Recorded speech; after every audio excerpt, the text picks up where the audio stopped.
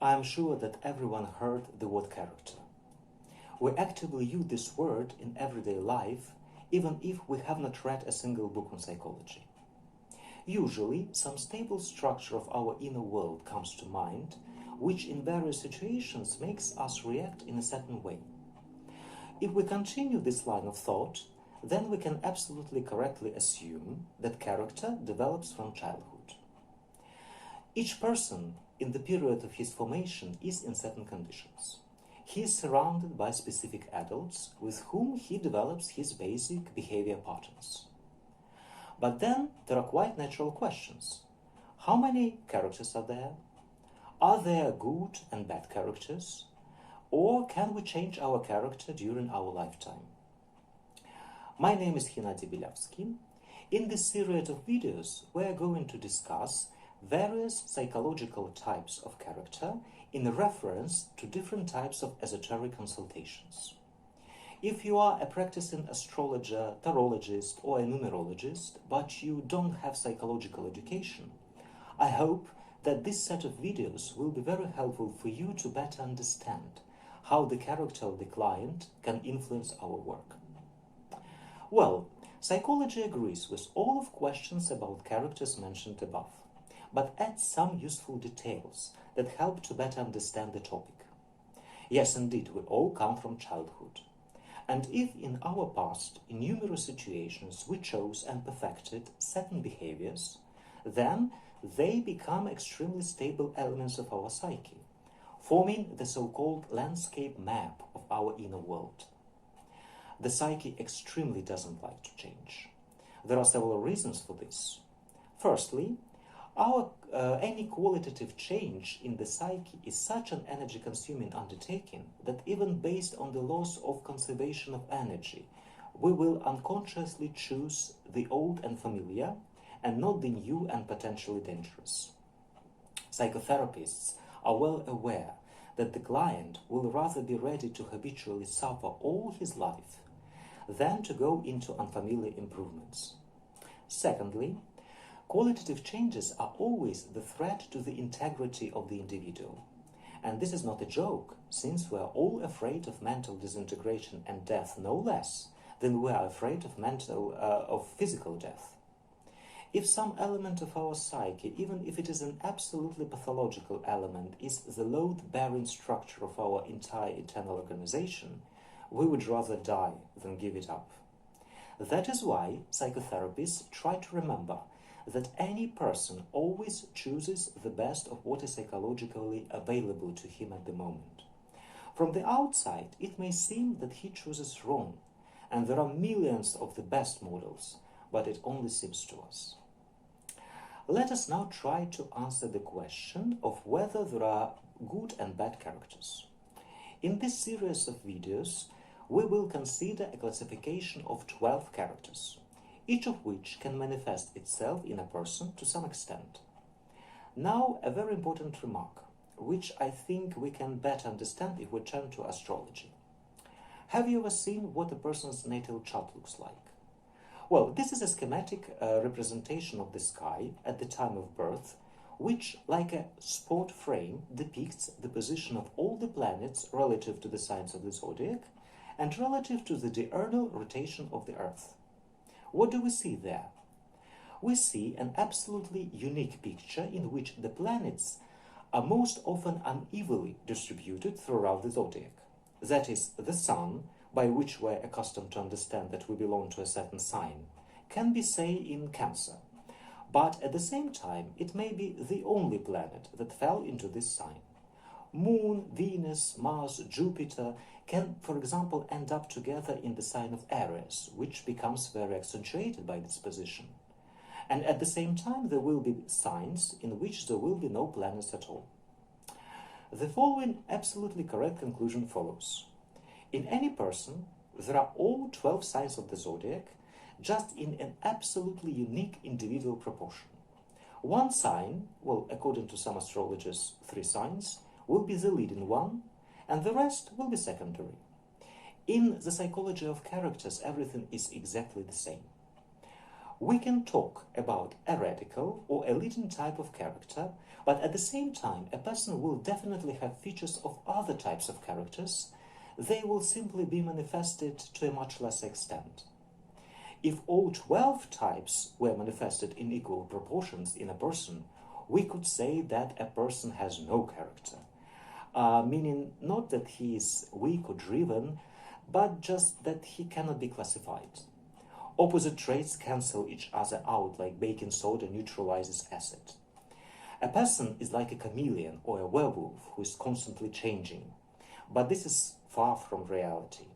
In reality, we have the following. Usually, a person has one or two radicals of character, and the traits of the rest will be manifested in him to a much less extent. For example, a person may be a narcissist with some elements of obsessive-compulsive character. These are his main radicals. But this does not mean that oral or, say, antisocial behavior models are inaccessible to him. They may be available, and here we move on to the next question of how sustainable character is. Let's look at the example again. How do the following series of words correlate? First one, grandson, father, grandfather, and the second one, granddaughter, mother, and grandmother. Analyzing this series, we see that we are dealing here with two parameters, gender and age. If we correlate gender with the type of character, then the right thought comes to mind. This character can manifest itself in us with some intensity.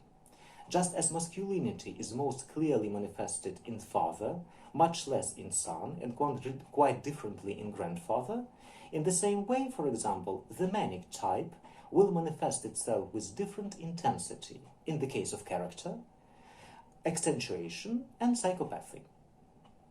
Here, it is important to rely on the concept of adaptability. We will talk about narcissists in detail in summer, but for now, let's imagine the situation. A person can certainly achieve a lot if he manifests narcissistic healthy strategies in his career. And at home with loved ones, he relies more on strategies of an oral character. That is, it is context-oriented and flexible. Many strategies are available to him, and he operates with them according to the needs of the situation.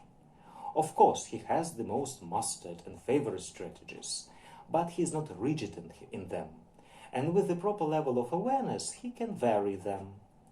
Then we are dealing with character. It is stable but adaptable. Accentuation is a very vivid expression of one of the radicals in the person's character. This usually manifests itself during periods of developmental crisis. For example, during the teenage crisis, it is more common to talk about character accentuations. A teenager can really show to a much greater extent only one radical, for example, schizoid. But the therapist will tell you that he does it on the verge of the norm. Yes, from the outside, teenagers sometimes seem like legally crazy people. But in this age period, it is normal. And psychotherapists are in no hurry to diagnose pathology in adolescents just because they overly emphasize a certain character radical and do not use others. The same thing happens in an adult in certain situations, although psychologists no longer talk about accentuations here. For example, the mother of a newly born infant may exhibit accentuated oral character traits, but she does it adaptively, remaining within the limits of the mental norm.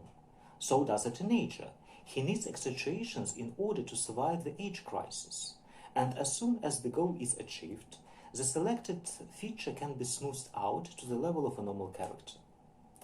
But in the case of psychopathy, we go beyond the mental norm and fall into the field of psychiatry. The very word psychopathy is a bit outdated. Before, people with a powerful antisocial radical in character were called psychopaths. And now we use this term psychopathy when we mean a personality disorder. Here we are dealing with a complete lack of adaptability. The whole character is built around only one radical, and all other strategies and models are inaccessible to a person. We are not talking about a certain period in a person's life, like an age crisis, which would justify such an aggravation of features. A person is always like this. And his life is not easy at all, since life requires much more flexibility than he is capable of.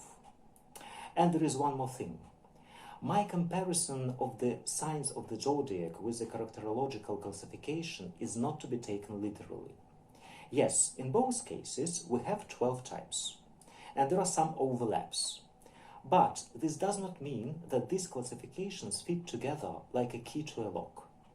I would like to save you from automatically considering oneself, for example, paranoid just because you are a Capricorn. Everything is much more complicated. Leo, of course, has a slightly stronger narcissistic radical, but this does not mean at all that there are no histrionic, oral, or, for example, manic Leos. We will talk in other videos of the series about the dangers of such automatic diagnostics. We need it as a didactic reference model that will help us notice things that have previously eluded our attention, understand our clients better, and make better predictions. It is important that we do not start labeling.